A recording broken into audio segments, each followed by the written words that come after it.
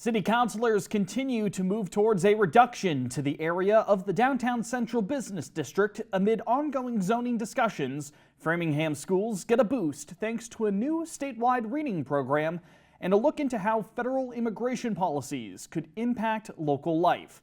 I'm Brendan Fitzpatrick, and this is The Frame. Framingham News in Focus.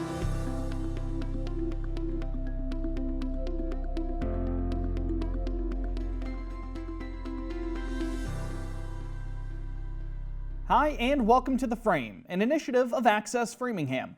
We start with a recap of the City Council Planning and Zoning Subcommittee's meeting that took place on Wednesday, February 19th, as local officials are reviewing potential amendments to the downtown central business district's borders amid continued discussions regarding residential zoning.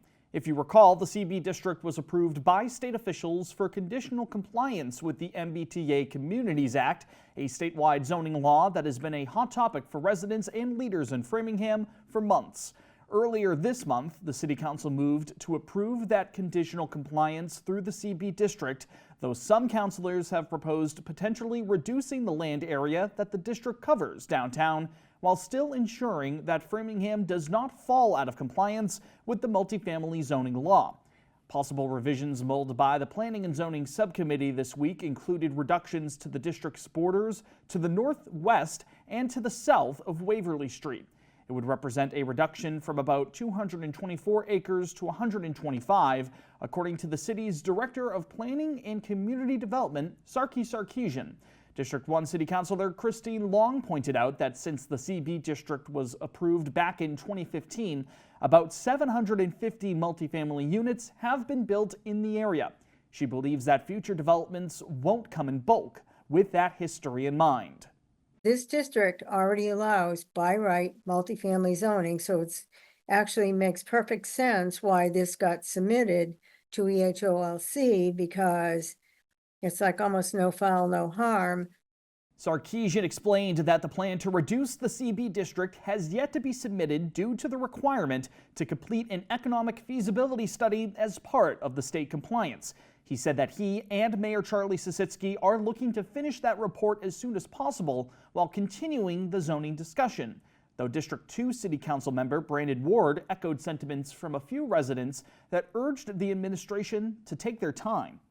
What we don't want to happen is that we submit that report, our compliance goes from conditional to accepted, and then the mayor and in turn you are no longer supportive of this group in shrinking the district. But I think that would be the concern, is that the mayor and then his administration would feel like, okay, we've done our job, we've got in compliance. If the city council wants to go change it and take us out of compliance, that's now something that's on the city council's plate.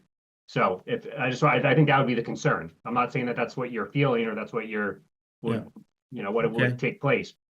The Planning and Zoning Subcommittee eventually voted in favor of moving forward with advertising the reduction of the CB district's land area. Additional details on those stories regarding zoning, along with full feature pieces completed across Framingham, additional stories that matter to your community, and a calendar filled with local events can all be found on our website, www.theframe.news. Be sure to subscribe to our email newsletter to ensure that you stay informed with us. Also, find us on social media. Our home on Instagram is @FrameNews_, and you can find us on Facebook by simply searching for The Frame. Subscribe to Access Framingham's channel on YouTube and hit the bell icon to be notified whenever a new episode of our weekly news program goes live. You can watch or listen to episodes of The Frame on Spotify, too. Some quick municipal notes for you now. First, U.S. Senator for Massachusetts Elizabeth Warren will be taking part in a town hall-style discussion at the Memorial Building this upcoming Saturday, the 22nd, from noon to 2 p.m. Residents are invited to take part in the conversation and ask questions. Doors open at 11 o'clock that morning. Reservations are not required, but attendees are encouraged to RSVP by logging onto eventbrite.com. Also, Mayor Sisitsky will be continuing his district meetings in 2025 with another event at Loring Arena for residents of District 8. Attendees are welcome to ask questions, provide their thoughts, and raise concerns to local officials from 6:30 to 7:30 next Thursday night, the 27th. Lastly, the Framingham Fire Department's brand new engine number 3 is now officially active. Engine 3, the pride of the South Side, as one of the decals points out, was put into service at the Maine Fire Department HQ along Loring Drive for the first time last Friday, the 14th. The 2024 model can pump 1,500 gallons of water per minute. We'd now like to feature a story from the students over at the Framingham Education Channel's Flyer News team. Recently, the publishing group Scholastic hosted an event at Harmony Grove Elementary in Framingham to commemorate its United States of Readers program. The national program lets pre-K through grade 8 students in Title I schools choose 10 free books to take home and enjoy, along with 25 books for each teacher to add to their class library. Flyer News was on hand to cover the event at Harmony Grove. They spoke with officials like Massachusetts Secretary of Education Patrick Tuckweiler to learn more about this reading program.